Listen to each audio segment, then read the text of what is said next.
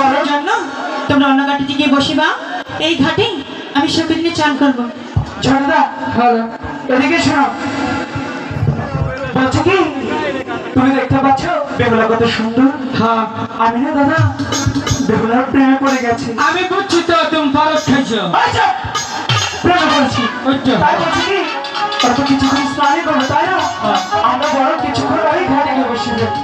ঠিক আছে বেহুলা, ঠিক আছে তুমি ঘুমানো স্থির করেছো, সখী দিনে স্নান করবে। হ্যাঁ, কিন্তু বলি কি একটি শর্ত আছে, মানবে? কি শর্ত? যাওয়ার পূর্বে ঝর্ণা আর আমার সঙ্গে দেখা করে যাবে। ঠিক আছে, দেখা করেই যাবো। ঠিক আছে তাহলে স্নান করো। দাদা চলো। হ্যাঁ সখী তোমরা চান করে আমি তাই বলছি।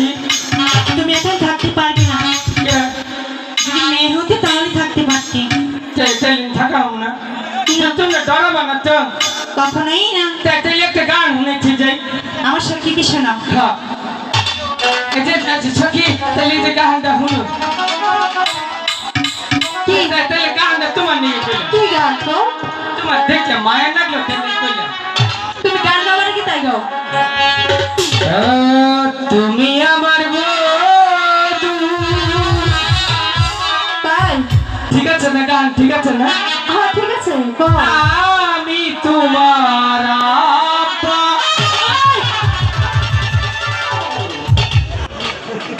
সখী দুষ্টু ছেলেরা চলে গিয়েছি, চল তাহলে আমরা সবাই মিলে চান করি। ও বেলা সাবার মাখে গায়ে, আহারে সুন্দর বেলা রে,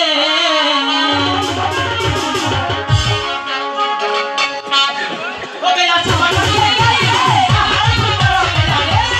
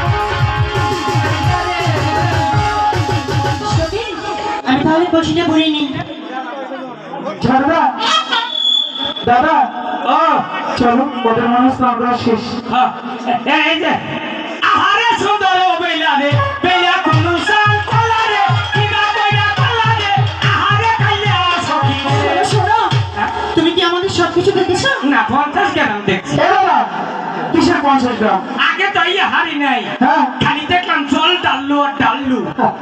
দাদা শোনো না, কি ওরা মানে এখন স্নানে চলে যাবে।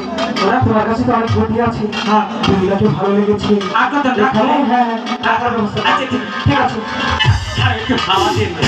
সখী চল চল, বাড়িতে গেলে কিন্তু মা বকবে। শোনো বেহুলা, বলো, কিছু বলবে? কি বলবো? এই তো সামনে আসো, সামনে আসো। বেহুলা, বলো।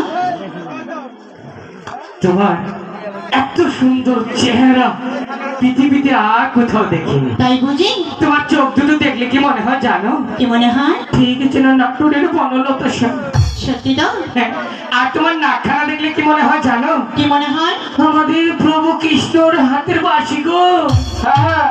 আর তোমার ঠোঁটখানা দেখলে কি মনে হয় জানো? কি মনে হয়? হাওয়া দে হাওয়া। আচ্ছা দাও, বেশি দিও না, ফেটে যাবে। তুমি লাল ডালিমের দানা, তারপর?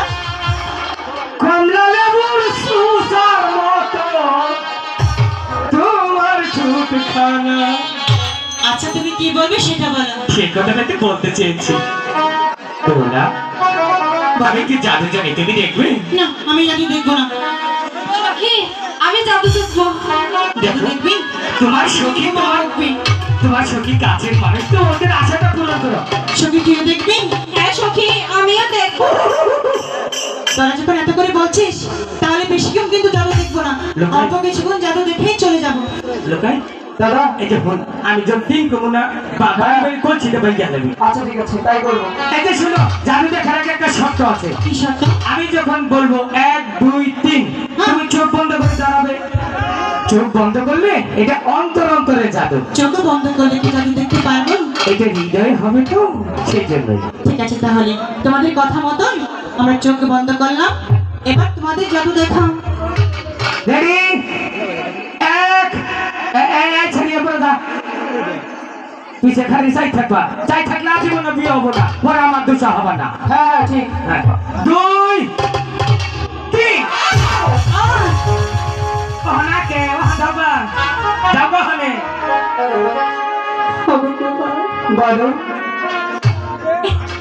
আমি এমন কি তোমার কাছে অপরাধ করেছি কিছুই না, যার কারণে তুমি আমার কাছে কলসিটা ভেঙে দিলি? মন চেয়েছে ভেঙেছি তো কি হয়েছে? আমি অনেক কষ্ট করে হ্যাঁ মায়ের কাছ থেকে আমি কলসিটা নিয়ে এসেছিলাম।